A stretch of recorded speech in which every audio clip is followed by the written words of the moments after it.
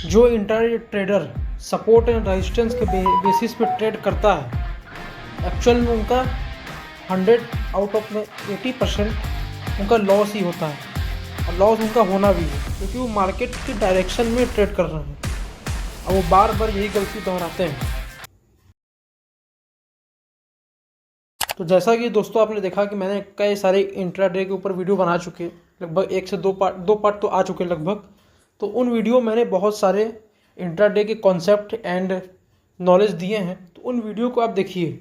और दोस्तों आज का टॉपिक ये है कि इंट्राडे में हमें कब एंट्री करना चाहिए और कब एग्ज़िट करना चाहिए।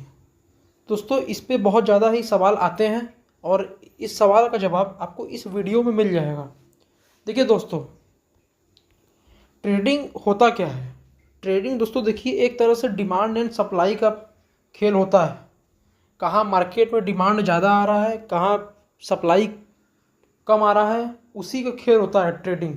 और उसमें कुछ बड़े प्लेयर होते हैं जो ट्रेडिंग को मैनेज करते हैं, जो कि हमसे और आपसे 100 गुना ज़्यादा चालू होते हैं।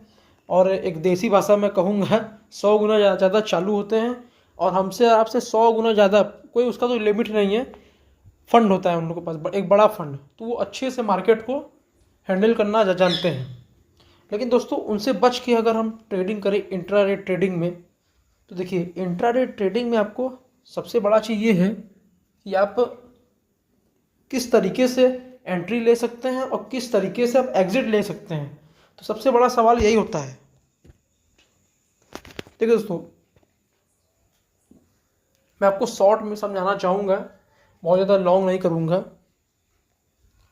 देखिए इंट्राडे दोस्तों वो होता है जब भी जैसे हम मार्केट में हम लोग सपोर्ट एंड रेजिस्टेंस और इधर उधर की स्ट्रेटजी, इधर उधर के चार्ट पैटर्न्स, कैंडल स्टिक्स, बहुत सारे ऐसे चीज़ होते हैं जिसको हम देख के ट्रेड लेते हैं।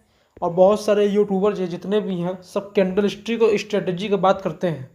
लेकिन दोस्तों देखा जाए तो स्ट्रेटजी और कैंडल स्टिक अपने जगह है।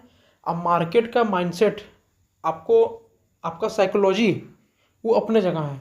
आप कैंडल स्टिक, कितनों स्ट्रेटजी पे आप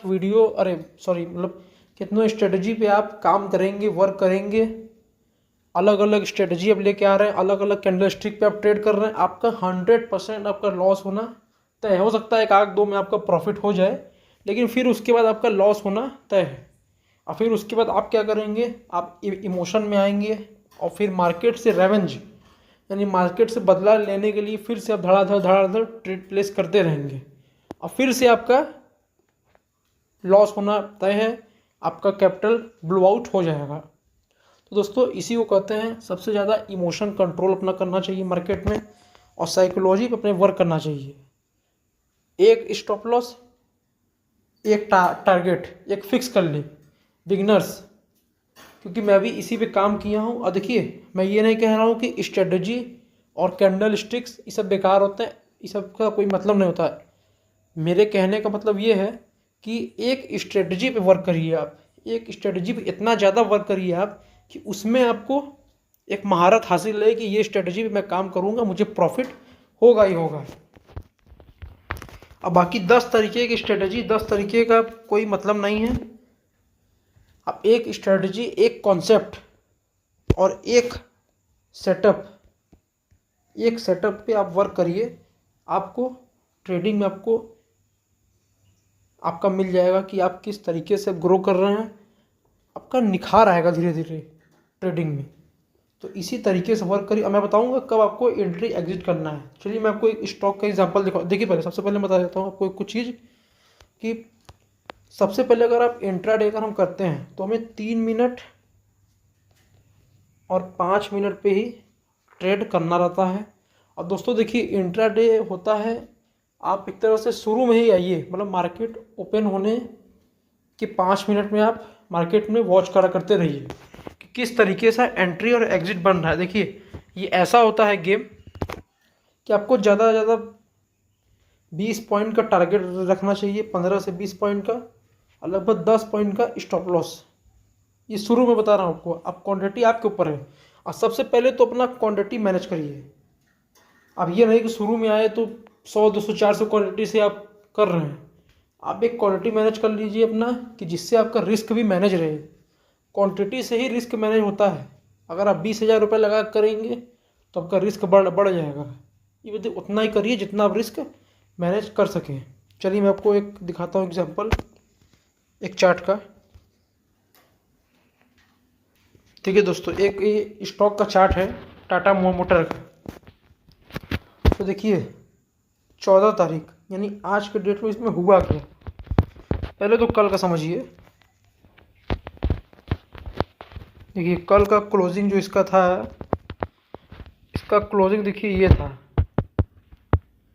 663 रुपये पे कल ये क्लोज किया था, 663 रुपये पे। और आज ये दोस्तों देखिए ओपन होता है, देखिए 9:15 पे लगभग 5-6 पॉइंट बढ़ के ओपन हुआ, 666 रुपये तक गया ये। और फिर उसके ऊपर देखेंगे दोस्तों तो एक रेजिस्टेंस था, वही 666 रुपये। यहाँ पे देखेंगे आप, देखिए एक रेजिस्टेंस बन रहा है।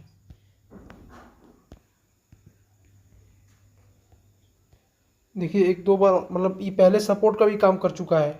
ये जो रेजिस्टेंस इसका सपोर्ट का काम कर चुका है, तो इसलिए ये इसके लिए एक रेजिस्टेंस बन रहा है।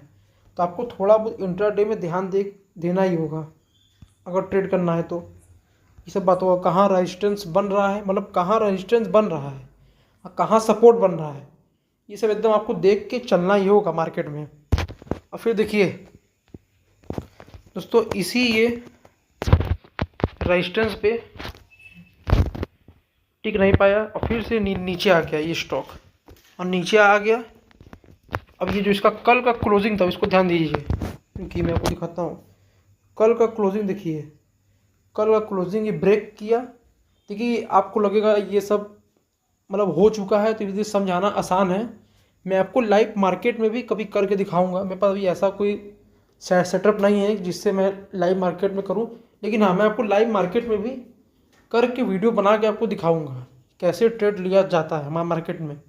स्टॉप लॉस आएगा स्टॉप लॉस, टारगेट आएगा टारगेट, इसमें कोई दिक्कत नहीं है। देखिए कल का क्लोजिंग ये ब्रेक किया और फिर ये एक आया रीटेस्ट के लिए।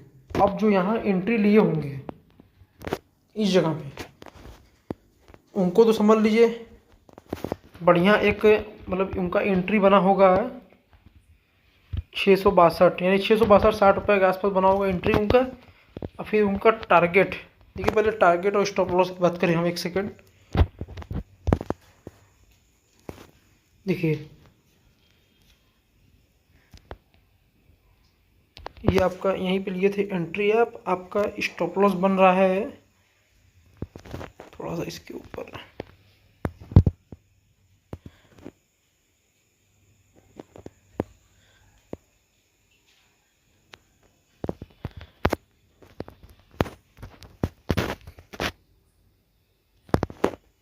यानी दोस्तों देखिए आपका 1:1 का एकदम आराम से बन रहा है। इसमें आपका लगभग वही 4 पॉइंट का स्टॉप लॉस और लगभग 4 पॉइंट का टारगेट। तो देखिए दोस्तों इंट्राडे में आप बहुत बड़ा प्रॉफिट पॉइंट में हम नहीं ले सकते हैं। आपको ज़्यादा 10 पॉइंट 15 पॉइंट ही मैक्स टू मैक्स मिलेगा। और मैं आपको एग्जांपल दिखा देता हूँ। अब देखिए जैसे एक और, आज तो इसका क्लोजिंग मान लीजिए हुआ है 50 डे मूविंग एवरेज के आसपास, समझ ना 663 रुपये के आसपास का इसका क्लोजिंग है आज, 664 का। अब अगर देखिए अगर ये स्टॉक कल अगर ऊपर जाता है और फिर से इसके पास अगर वो होता है रेजिस्टेंस लेता है, तो फिर से कल हम इसको आप शॉर्ट सेल करिए, क्योंकि यहाँ पे एक रेजिस्टेंस इसका जो कि बार बार ये फेस करेगा। और जैसे बहुत लोग कहते हैं रेजिस्टेंस पे जाए, तो अगर इसके ऊपर मार्केट दिख भी रहा है तब भी आप इतना आसानी से कॉल साइड का ट्रेड मत लीजिए आप, क्योंकि मार्केट का डायरेक्शन जिधर आपको दिखाता है उधर वो जल्दी जाता नहीं, और जिधर नहीं दिखाता उधर ही वो जाता है। यानी अपोजिट ट्रेड करिए। जब मार्केट ऊपर दिखा रहा है, कोई रेजिस्टेंस दिख रहा है, तो उधर से आप पुट साइड में आइए, और जब आपको मार्केट नीचे दिखा रहा है, कोई सपोर्ट है नीचे, तो आप कॉल साइड का ट्रेड प्लेस करिए। तो देखिए दोस्तों ऐसे ही होता है मार्केट में। मार्केट में दोस्तों काफ़ी तरीके की चीज़ है, मैं आपको काफ़ी तरीके की चीज़ धीरे धीरे बताऊंगा। अगर आप इस चैनल पर नए हैं तो आपसे विनम्र निवेदन है कि चैनल को देखिए दोस्तों, सब्सक्राइब कर दीजिए, क्योंकि आप ही लोगों के आशीर्वाद और प्यार से हम वीडियो बनाते हैं अब मोटिवेट होके। और दोस्तों कमेंट करिएगा कि मैं फेसलेस वीडियो बनाऊं जैसे जिस टाइप का मैं बनाता हूं, या फिर फेस कैम वीडियो बनाऊं जिसमें अपना चेहरा दिखा सकूं, तो इसको कमेंट में ज़रूर बताइएगा। और दोस्तों बेल नोटिफिकेशन ऑन कर दीजिए और कमेंट में ज़रूर लिखिएगा कि वीडियो आपको अच्छा लगा कि नहीं लगा, और आपको कोई सेटअप अगर ना समझ में आया हो तो उसको भी लिखिए, उसको भी आपका डाउट क्लियर करेंगे, आपको बताएंगे कि क्या गलत है क्या सही है। तो चलिए दोस्तों फिर मिलते हैं एक नेक्स्ट वीडियो में, तब तक के लिए जय हिंद, जय श्री राम।